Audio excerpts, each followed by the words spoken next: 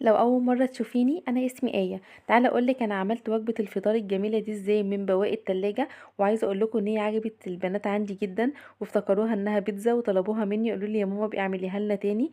بأقل الإمكانيات وبواقي التلاجة هنعمل وجبة فطار مغذية ومشبعة.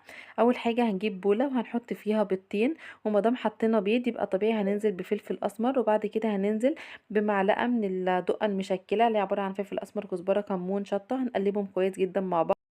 بعد كده جبت من التلاجة طماطمايه على قرن فلفل على 3 4 زيتونات على قطعة بسطرمة واحدة بس كانت باقية عندي، وقطعتهم وابتديت ان انا اقلبهم كويس جدا مع البيض. والكل بيضايه يا بنات بنزل بمعلقة دقيق كبيرة هرمية مليانة، فنزلت هنا بمعلقتين دقيق كبار مليانين جبت طاسة سخنتها، ابتديت ان انا انزل بالخليط بتاعي. اول ما اتشمع قلبته على الناحية التانية وغطيته وسبته 5 دقايق، وكان جاهز معايا. وبألف هنا وشفا على قلبكم، وربنا يحسن ما بين ايديكم.